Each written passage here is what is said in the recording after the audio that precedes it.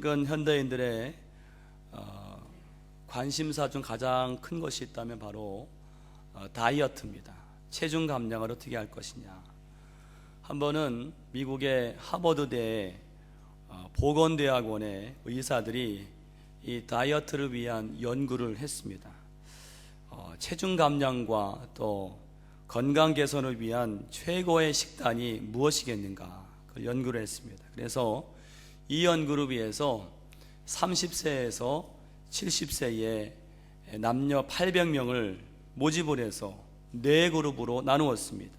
그리고는 첫 번째 그룹에는 저지방 고단백 식단을 내놓았고, 두 번째 그룹에는 저지방 중단백 식단을 내놓았고, 세 번째 그룹에는 고지방 고단백 식단을, 또 마지막 그룹에는 고지방 중단백 식단을 따르게 했다는 것입니다. 다 다르지요. 그리고는 2년간 이들을 지켜봤는데 뜻밖의 결과가 나왔어요.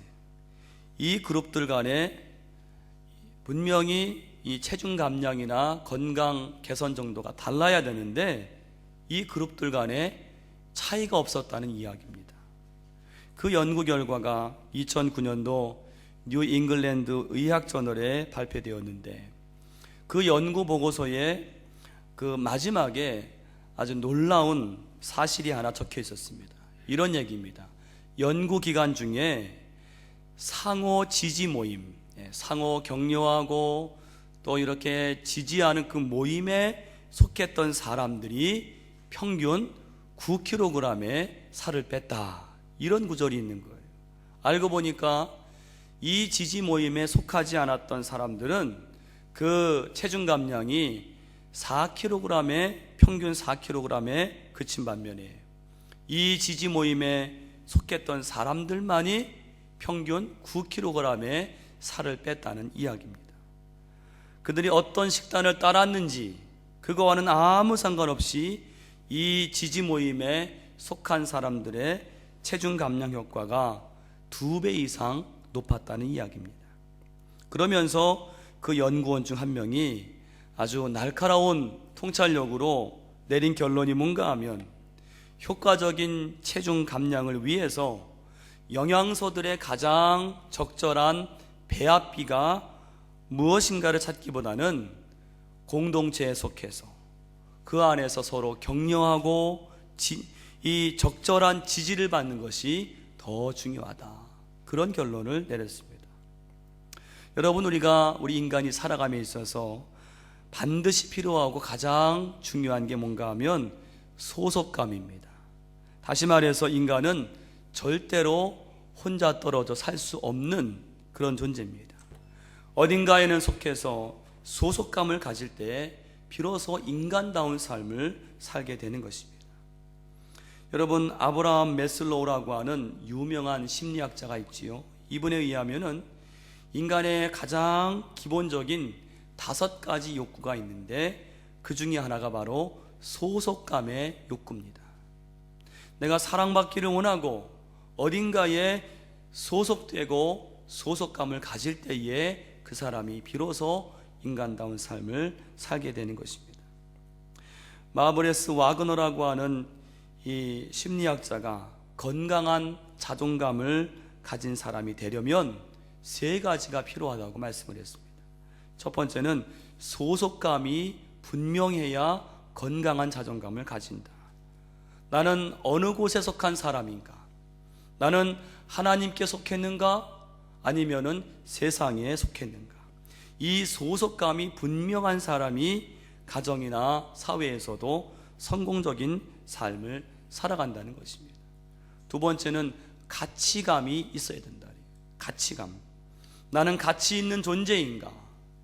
나는 정말로 필요로 한 존재인가? 하는 그 느낌입니다. 세 번째는 유능감이 있어야 됩니다. 유능감. 나는 무엇인가를 해낼 수 있다고 하는 그 생각이죠. 오늘 이 3가지가 있을 때에 건강한 자존감을 가진 사람이 되는데, 그 중에 첫 번째가 뭐냐? 소속감이 분명해야 한다. 여러분, 우리 인간에게 소속감이 이렇게 중요한데, 이런 소속감은 우리 신앙생활에서도 예외가 아닙니다. 한 시골 교회 목사님이 교우 중 한 사람으로부터 그 교우가 다음 주일부터는 교회 예배에 참여하지 않겠습니다, 그런 소식을 전해 들었어요. 이 교우가 생각하기를 내가 이 아름다운 자연 속에서 예배할 때 예배당에서보다 얼마든지 더 하나님과 만나서 교제하고 교통할 수 있지 않겠는가, 그렇게 생각을 하는 거예요. 어느 겨울 저녁에 목사님이 그 교우의 집을 방문했습니다. 두 사람이, 이 목사님과 교우가 벽난로 앞에 앉아서 대화를 나누었는데 이상하게도 목사님이 교회에 나오라는 이야기를 안 하시는 거예요. 근데 한참 뒤에 목사님이 벽난로 안에서 이 부젓가락을 들더니 벽난로 안에서 불에 타고 있는 석탄 덩어리 하나를 집어서는 따로 떼어 놓았습니다. 조금 있다가 그 석탄 덩어리가, 그 불이 꺼졌습니다. 벽난로 속에 있는 이 석탄 덩어리들은 활활 벌겋게 타고 있었지만은 이 석탄 덩어리 하나는 혼자 떨어져서 점점 꺼지더니 나중에는 회색빛 덩어리가 되고 말았습니다. 이 광경을 바라보던 교인이 입을 열었습니다. 목사님, 다음 주일에는 예배에 꼭 참석하겠습니다. 신앙은, 이 신앙도 혼자서는 안 되는 것입니다. 소속감을 갖는 것이 매우 중요하다는 것입니다. 여러분, 미국에서 가장 큰 사회적인 문제가 총기 사고인데 그 대부분의 원인이 뭔지 아십니까? 무슨 아주 깊은 원한 관계가 아니라 바로 소외입니다. 우리말로 왕따지요. 여러분, 소외, 왕따가 무엇입니까? 나는 무엇에도, 나라고 하는 존재가 무엇에도 어딘가에도 나는 소속되지 못했다라는 그 느낌이에요. 여러분, 이 느낌이 얼마나 괴롭고 무서운지 모릅니다. 너무 괴로우니까 끔찍한 살인마저도 마다하지 않는 거예요. 그래서 여러분, 마더 테레사가 평생 동안을 이 인도에서 가난하고 아픈 사람들과 함께 보낸 다음에 그가 아주 놀라운 통찰을 가지고 내린 결론이 무엇인가 하면, 오늘날의 가장 큰 재앙은 나병이나 결핵이 아니라 소속되지 못했다는 느낌이다.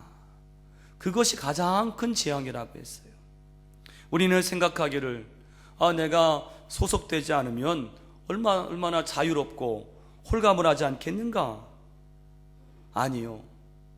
내가 어디에도 속한 곳이 없다고 할 때에 우리 사람은 말할 수 없는 외로움과 또 불안함과 또 나아가서 스스로 비참함을 느끼게 되는 것입니다. 여러분, 그러므로 우리가 어딘가에 속해 있다고 하는 것은 매우 중요하고 감사한 것입니다. 오늘 저는 나는 어디에 속할 것인가 라는 제목을 가지고 우리가 참으로 속해야 하는 것이 무엇인가 함께 세 가지로 은혜를 나누고자 합니다. 첫 번째로, 우리는 무엇보다도 예수님께 속한 자가 되어야 합니다. 예수님께 속한 자가 되라. 여러분, 신앙생활이 뭡니까? 신앙생활은 바로 하나님을 믿고 하나님이 보내신 예수님을 믿는 거죠. 그렇다면 여러분, 예수님을 믿는 것은 뭘까요? 오늘 성경을 보니까 예수님께서 예수님을 믿는다는 것을 다른 말로 설명하셨어요. 4절입니다. 4절에 예수님이 예수님을 믿는다는 것을 설명하셨습니다. 4절에 보니까 어떤 말씀이 있습니까? 함께 있습니다. 내 안에 거하라. 나도 너희 안에 거하리라. 가지가 포도나무에 붙어있지 아니하면 스스로 열매를 맺을 수 없음 같이 너희도 내 안에 있지 아니하면 그러하리라. 아멘. 내 안에 거하라. 나도 너희 안에 거하리라. 바로 신앙생활, 즉 예수님을 믿는 것은 예수님 안에 거하는 것입니다. 예수님 안에 거하는 거예요. 다른 말로 예수님께 속한 자가 되는 것입니다. 그렇다면 신앙생활은 무엇입니까? 우리가 이 세상에서 살아가지만은 우리는 세상에 속한 자가 아니라 예수님께 속한 자로 살아가는 것이 바로 신앙생활이에요. 오늘 저와 여러분은 모두가 이 세상을 살아가면서 이 세상에 속한 자가 아니라 예수님께 속한 자로 살아가시기를 간절히 축원합니다. 미국의 남북전쟁이 한창일 때 한 농부가 이상한 복장을 하고 다녔어요. 어떤 복장인가 하면 웃도리는 저 북군의 군복을 입었고 아랫도리는 바지는 남군의 군복을 입었습니다. 북군의 군복과 남군의 군복을 아래 위로 입었어요. 왜 이렇게 입었을까요? 상황을 주시하다가 상황에 따라서 한쪽 편으로 가장하면 내가 안전하지 않겠는가? 위에는 북군의 군복과 아래는 남군의 군복을 입었습니다. 그러다가 그 지역에서 남군과 북군의 전투가 벌어졌습니다. 그런데 그만 이 농부는 가운데서 양쪽 군의 사격을 받고 그만 죽음을 당했습니다. 이 농부가 비참한 결과를 당한 이유가 무엇입니까? 소속이 불분명했기 때문입니다. 소속을 확실히 하지 않았어요. 우리 성도도 마찬가지입니다. 우리 성도는 소속을 분명히 해야 합니다. 그것이 참 성도요 참 신앙인입니다. 하늘에 속한 자로, 그리스도에게 속한 자로 내 소속을 분명히 하지 않으면 그 성도는 버림을 당하고 수치를 당할 수밖에 없는 것입니다. 여러분, 세상에 살아갈 때 여러분의 소속을 분명히 하시는 그런 거룩한 성도가 되시기를 간절히 축원합니다. 여러분, 성도를 가리켜서 왜 그리스도인이라고 합니까? 그리스도인은요 그리스도의 사람을 의미하는 거예요. 그리스도의 사람, 다시 말해서 예수 그리스도께 속한 사람이라는 거예요. 그것이 바로 그리스도인입니다. 그냥 이름만 그리스도인이 아닙니다. 그리스도의 사람이에요. 그렇다면 여러분, 오늘 우리가 예수 그리스도에게 속한 사람으로 살아가야 합니다. 2009년도에 미국 미스 코리아 그런 거 있지 않습니까? 미스 USA 대회에서 가장 유력한 우승 후보가 미스 캘리포니아였습니다. 이 캐리 프리진이라고 하는 여성이었는데 이 여자가 대회 내내 이 점수가 1등을 달리고 있었어요. 가장 유력한 우승 후보입니다. 그런데 그에게 한 심사위원이 마지막에 이렇게 물었어요. 근데 그 심사위원은 게이였습니다. 게이. 뭐라고 물었는가 하면, 당신은 동성결혼 합법화가 이루어져야 한다고 생각하는가? 난감한 질문을 했습니다. 이에 대해서 이 캐리가 뭐라고 말했는가 하면 이렇게 말했어요. 결혼은 한 남자와 한 여자 사이에서 이루어져야 합니다. 여러분, 이 여자가 이 대답을 하면 자기가 어떤 결과가 돌아올지를 알고 있었어요. 그럼에도 그녀는 자기의 그 신념을 굽히지 않았습니다. 이것은 그가 기독교 신앙의 근거에서 한 말입니다. 결혼은 한 남자와 한 여자 사이에서 이루어져야 합니다. 결국 그 심사위원은 이 여자에게 0점을 주었습니다. 이 캐리는 미스 USA 왕관을 놓치고 말았습니다. 여러분, 이게 무엇입니까? 최고의 미녀라고 하는 왕관이 앞에 있었지만은 그것을 잃어버린다 할지라도 나는 소속을 버리지 않고 내 소속을 분명히 한 것입니다. 그 소속이 어떤 소속인가요? 바로 예수님 소속입니다. 나는 왕관을 포기하는 한이 있어도 예수님께 소속된 자입니다. 예수님께 속한 자입니다. 나는 그리스도의 사람입니다. 여러분, 이것이 바로 예수님께 속한 자의 삶인 것입니다. 그래서 올해 김선도 감독님 그 책에 보니까 군목 시절에 아주 감동적인 그런 예화가 하나 있었어요. 이 감독님이 군목으로 계시던 공군 교육사령부에 그 사령관이, 부대장이지요, 스타 장성인데 이 사령관이 계시는데, 감독님이 이분을 만나면 꼭 권면하기를 열심으로 전도했습니다. 부대장님, 신앙을 가지세요. 예수님을 믿으셔야 됩니다. 그런데 이분 마음에 하나님이 역사하셨어요.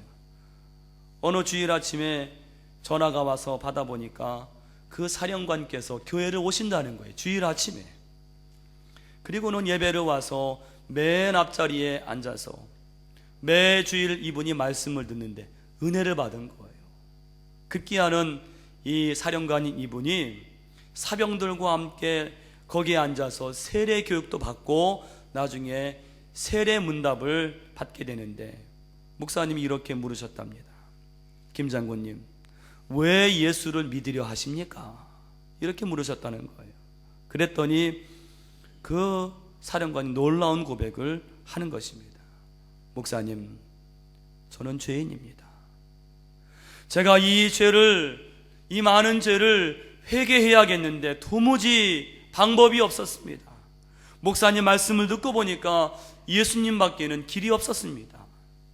제가 이제 예수님을 나의 구주로 믿기를 원합니다. 놀라운 고백을 한 거예요. 여러분, 그 부대의 부대장, 그 사령관이 그 부대에서는 거의 신과도 같은 그런 존재인데 그분이 눈물을 글썽이면서 고백을 하는 거예요.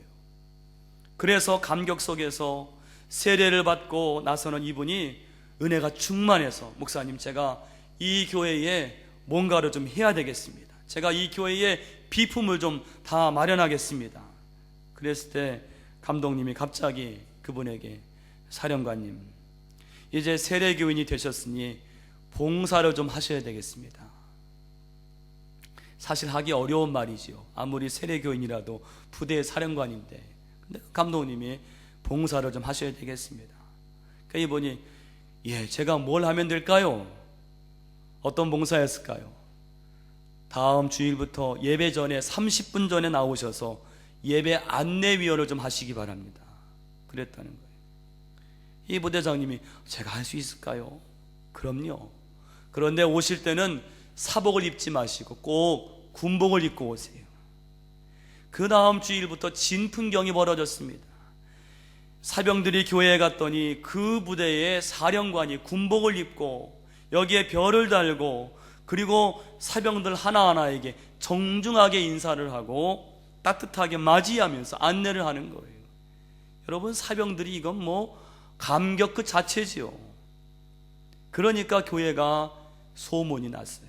사병들이 막 몰려오고 일반인들도 오고 부흥이 되었다는 그런 이야기입니다. 여러분 보세요. 부대의 사령관이 자기의 소속을 바꾸니까, 세상에서 예수님에게로 소속을 바꾸니까 부대 전체가 감동이 되고 새로워지는 것입니다. 소속을 어떻게 바꾸었습니까? 아무런 소망이 없는 저 세상의 나라에서 오늘 나에게 참된 소망을 주시고 구원을 주시는 예수님에게, 나는 이제 예수님께 속한 자가 되겠습니다. 소속을 바꾸는 거예요. 여러분, 신앙인은 분명히 해야 됩니다. 나는 예수님께 속한 자입니다. 이것을 분명히 해야 돼요. 그런데 오늘 4절을 보니까요, 또 하나의 은혜가 있는데 뭔가 하면 예수님께 속한 자에게 주시는 결과가 하나 나와요. 무엇입니까? 다시 한번 4절을 보시면, 내 안에 거하라. 그러면 뭐예요? 나도 너희 안에 거하리라. 내 안에 거하라. 그러면 나도 너희 안에 거하리라. 무엇입니까? 예수님께 거하는 사람, 예수님께 속한 사람에게는 예수님이 그 안에 거하시겠다는 거예요. 할렐루야. 여러분 기억하세요. 예수님께 속한 사람은 예수님이 그 안에 거하십니다. 어느 목사님이 교인 가정을 신방을 하시는데 갑자기 질문하시기를 이렇게 질문했습니다. 이 가정에 예수님이 계십니까? 이렇게 질문했어요. 이 가정에 예수님이 계십니까? 그 교인이 대답하기를, 예, 저희는 이 교회에 등록을 했습니다. 저희는 예배에 꼭 참여하고 또 11조도 드리고 헌금을 드립니다. 근데 목사님이 다시 한번 질문을 하시는 거예요. 아니요, 제 질문은 이 가정의 주인이 예수님이신가 하는 것입니다. 이 가정에 예수님이 계십니까? 사랑하는 교회 여러분, 우리도 질문해 봐야 됩니다. 오늘 우리의 마음에 예수님이 계십니까? 오늘 내 마음에 예수님이 계십니까? 이 질문을 꼭 해봐야 됩니다. 내 마음의 주인은 과연 예수님이신가? 그것이 바로 예수님께 속한 사람의 가장 큰 특징입니다. 오늘 여러분 마음속에 예수님이 늘 거하시기를 간절히 축원합니다. 두 번째는 예수님의 말씀에 속한 자가 되어야 합니다. 말씀에 속한 자가 되라. 오늘 말씀에서 예수님은 우리가 속해야 할 두 번째 소속을 말씀하고 있어요. 그게 뭔가 하면 말씀의 소속입니다. 7절입니다. 7절. 우리 7절 말씀을 같이 함께 읽겠습니다. 7절입니다. 너희가 내 안에 거하고 내 말이 너희 안에 거하면 무엇이든지 원하는 대로 구하라. 그리하면 이루리라. 아멘. 내 말이 너희 안에 거하면, 이 구절을 여러분 요한복음 8장 31절에 가면 이렇게 말씀하세요. 이렇게 다시 말씀하세요. 너희가 내 말에 거하면, 너희가 내 말에 거하면 참으로 내 제자가 되고, 이렇게 말합니다. 여러분, 말씀에 속한 자가 바로 참된 신앙인이에요. 오늘 나의 삶은 말씀에 속한 자의 삶입니까? 어떤 분들은 생각하기를, 참 예수님은 알 수 없는 이야기를 하신다. 어떻게 살아가는 게 말씀에 속한 자의 삶인가? 여러분, 사실 말씀에 속한다는 것은 이 우리 믿음의 세계에만 있는 게 아닙니다. 믿지 않는 세계에서도 얼마든지 볼 수 있는 일이에요. 어떤 어머니가 5살 난 딸을 데리고 점쟁이를 찾아갔어요. 무속인이죠. 무속인을 찾아갔어요. 그랬더니 점쟁이 말이 이 아이가 43살에 죽는다는 거예요. 여러분, 말이 무슨 힘이 있겠는가 싶지만은 이 말이요, 그 사람을 지배하는 것입니다. 그러니까 우리가 예수님의 지배를 받지 않으면 이 세상에서는요, 악한 영의 지배를 받는 거예요. 이 말의 지배를 받는 거예요. 이 딸이 나중에 커서 수술을 받는데, 죽을 이유가 없는 수술이었는데 그만 수술을 받다가 죽었습니다. 43살을 넘기지 못하고 죽었어요. 나중에 물어보니까 어머니 이야기, 아이가 5살 때 그런 이야기를 들은 것을 이 어머니가 그 점장이의 말을 믿었다는 거예요. 그 말에 속해서 살아간 것입니다. 또 좀 아주 우연인 것은 미국의 유명한 팝스타인 엘비스 프레슬리라는 사람이, 그 어머니가 43살에 세상을 떠났는데, 이 엘비스 프레슬리 역시 어머니가 43살에 죽은 것을 늘 생각하다가 자기도 43살에 죽었다는 이야기입니다. 어떤 사람은 늘 생전에 말하기를, 나의 아버님과 나의 할아버님 두 분 다 아주 건강하셨는데 이분들이 환갑을 넘기지 못하고 60을 넘기지 못하고 떠나셨기 때문에 나도 60이 되기 전에 죽을 것이다, 그런 말을 했다는 거예요. 이분도 59세에 돌아가셨다는 거예요. 자기가 한 말에 속해서 살아가는 것입니다. 여러분, 불신앙의 세계에서도 이 인간은 말에 속하여서 이 말에 얽매여 살아가는 존재입니다. 그렇다면 이왕에 우리가 어떤 말에 속해서 살아가야 할까요? 오늘 우리는 세상에 부질없고 헛되고 악한 말에 속할 것이 아니라 살아있고 거룩하신 하나님의 말씀에 속한 자가 되어야 할 줄로 믿습니다. 요한복음 8장 47절에 이런 말씀이 있어요. 요한복음 8장 47절에 보니까 하나님께 속한 자는 하나님의 말씀을 듣나니 너희가 듣지 아니함은 하나님께 속하지 아니하였음이니라. 여기서 기억해야 할 말씀은 여러분 꼭 기억하세요. 하나님 말씀을 듣지 않는 자는 하나님께 속하지 않았다는 거예요. 여러분, 예를 들어서 자녀가요, 자녀임에도 부모님 말씀을 듣지 않으면 이름만 자녀이지 그 자녀는 부모님께 속한 자가 아닙니다. 여러분, 실제로 여러분들이 자녀들에게 어떤 조언이나 또 꾸중을 할 때가 어떤 말을 했는데 자녀가 그 말을 듣지도 않고 부모의 말을 무시하고 거역한다면 우리 마음에 어떤 마음이 듭니까? 야, 얘가 정말 내 자식이 맞아? 얘 정말 내 자식인가? 그런 마음이 드는 것입니다. 말씀을 듣는다는 건 매우 중요해요. 여러분, 부모에 대한 존경은 거창한 게 아니라 그 부모님 말씀을 잘 귀담아 듣는 것이 가장 첫 번째입니다. 하나님에 대한 신앙도 똑같습니다. 하나님 사랑, 하나님 존경, 하나님 경외, 이 모든 것의 가장 기본은 무엇인가? 하나님 말씀을 잘 듣는 거예요. 여러분, 사무엘 선지자가 어렸을 때 하나님께서 그를 자꾸 부르시니까 제사장 엘리가 사무엘에게 뭐라고 얘기해 줍니까? 하나님이 부르시거든 이렇게 말하라. 말씀하옵소서, 주의 종이 듣겠습니다. 이렇게 말을 해라. 말씀하옵소서, 주의 종이 듣겠습니다. 이 사무엘로부터 이 말을 들으시기 위해서 하나님이 3번이나 사무엘을 부르신 거예요. 하나님은 오늘도 우리에게 이 말을 듣기 원하시는 줄로 믿습니다.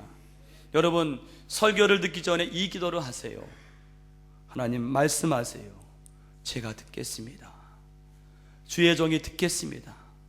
오늘도 이 말씀을 통해서 나에게 말씀해 주옵소서. 이 말을, 이 기도를 하고 여러분 설교를 들으면 100번 들으면 100번 은혜가 됩니다. 그렇지 않고 이 설교를 인간의 말로 듣는다고 할 때는 100번, 1000번 들어도 아무 소용이 없습니다. 여러분, 예배에 나왔으면 하나님의 음성을 듣고 가야지요. 그냥 인간의 음성만 듣고 간다면 그것만큼 헛되고 손해가 어디 있습니까?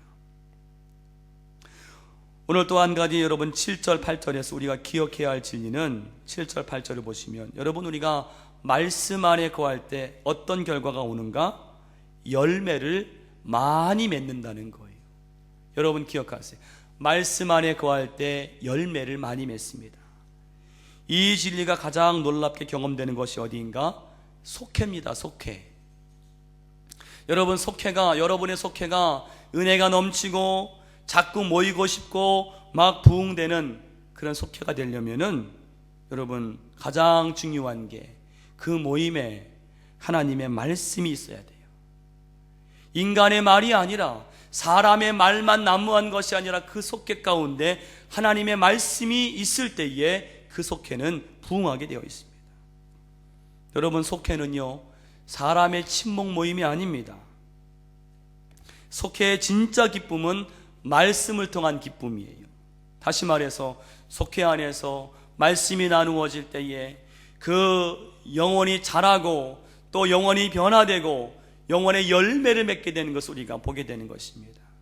그러므로 우리 속회의 인도자님들과 우리 속장님들은 이 비전을 가지셔야 돼요.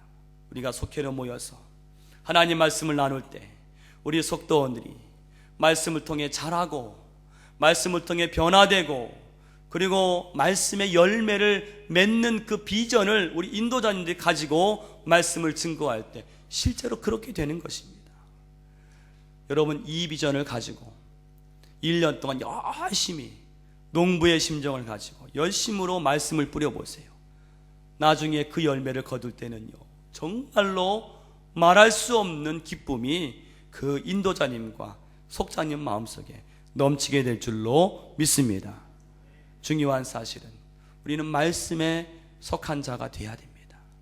말씀에 속한 자가 되면 분명히 그 삶에 열매를 맺는 것입니다. 마지막 3번째는 사랑 안에 속한 자가 되어야 합니다. 사랑 안에 속한 자가 되라. 우리 9절 말씀 같이 읽어보겠습니다. 9절입니다. 함께 읽습니다. 아버지께서 나를 사랑하신 것 같이 나도 너희를 사랑하였으니 나의 사랑 안에 거하라. 어디에 거하라고요? 나의 사랑 안에. 오늘 성도는 어떤 사람인가? 말씀 속에 거하는 자인 동시에 주님의 사랑 안에 속한 자가 바로 성도라는 거예요. 여러분, 현대인의 가장 무서운 질병 중에 하나가 이 우울증입니다.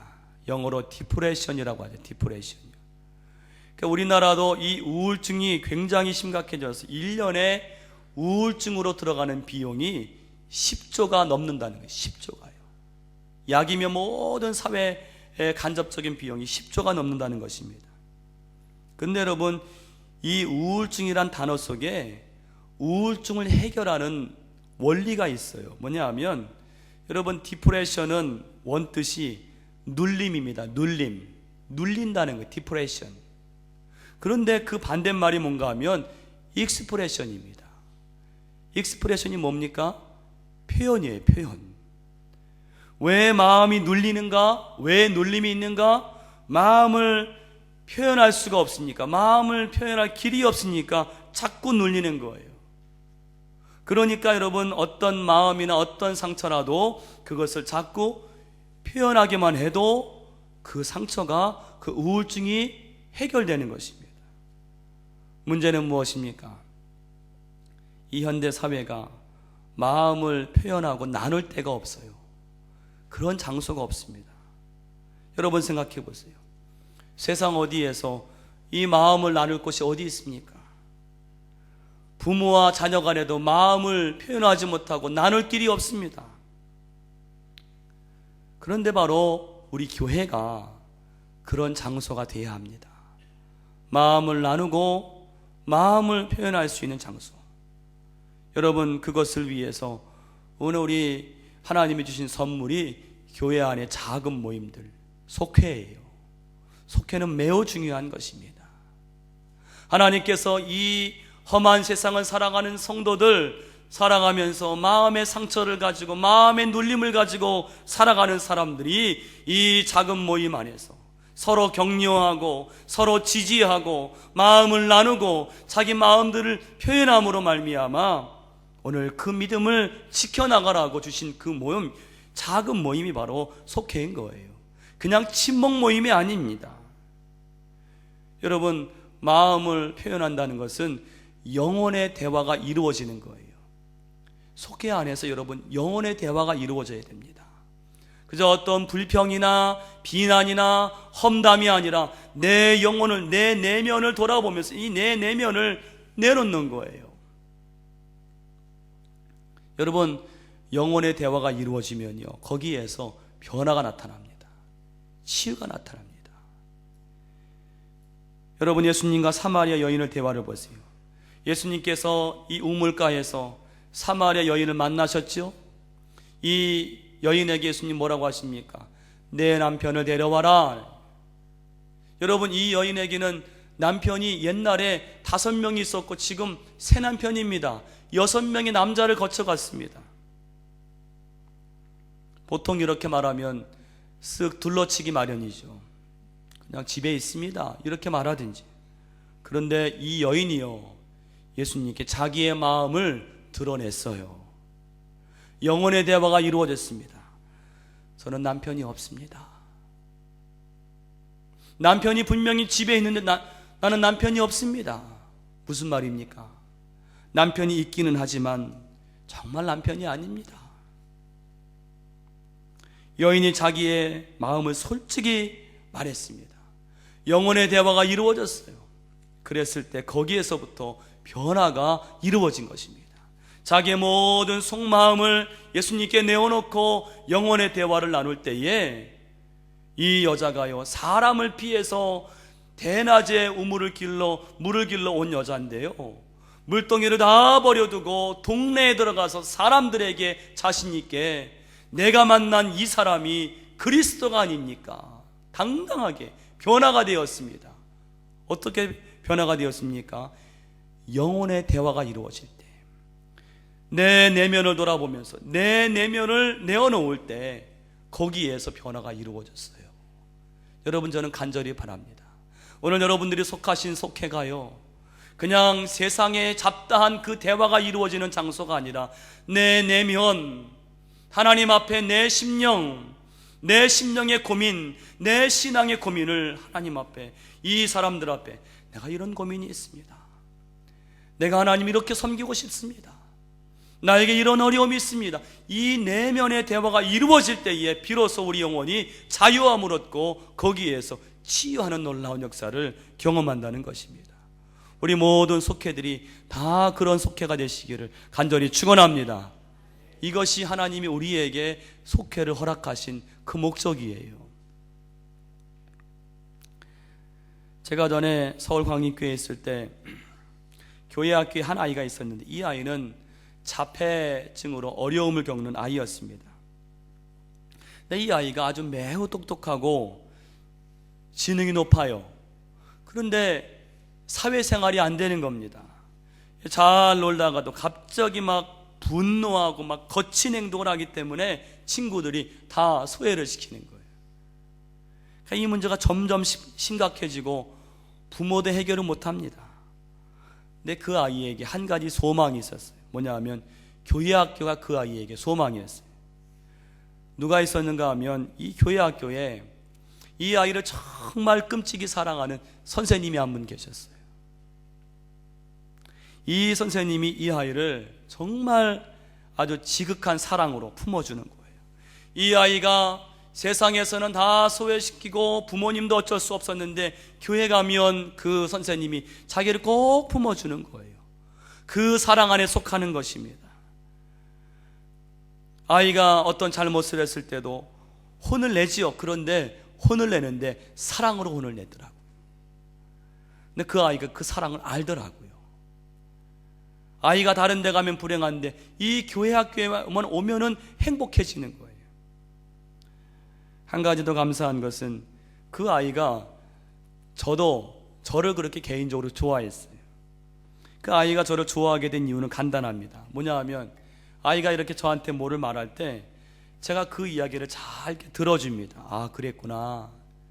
좋게 반응을 해줘요.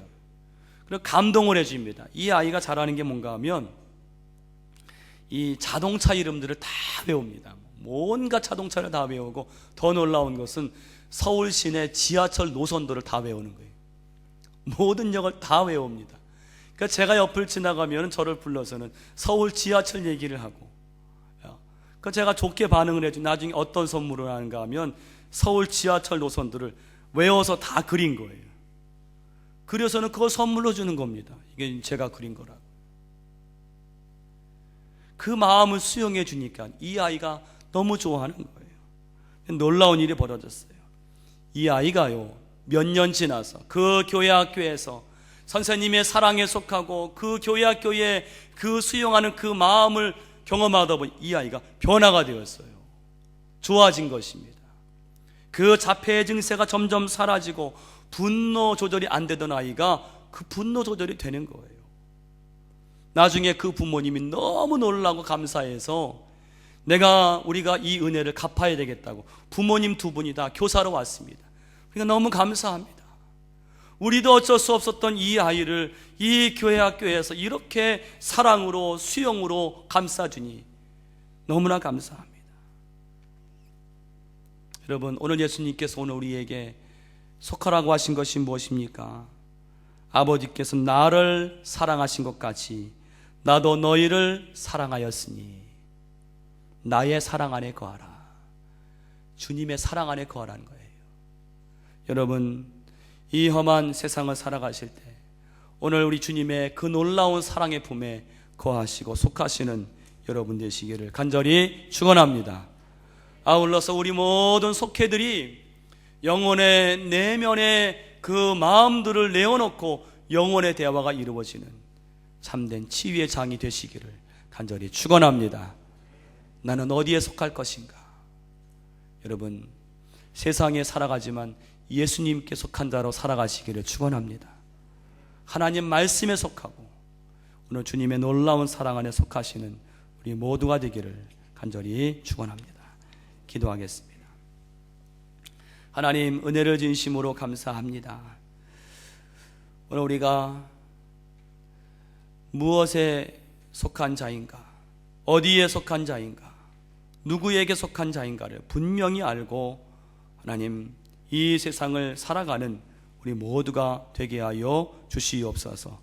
오늘 우리 모든 주의 교우들은 예수님께 속하고 하나님 말씀이 속하고 또 주님의 놀라운 사랑 안에 거하는 우리 모든 성도들이 되게 하여 주시옵소서. 예수님의 이름으로 기도하옵나이다. 아멘.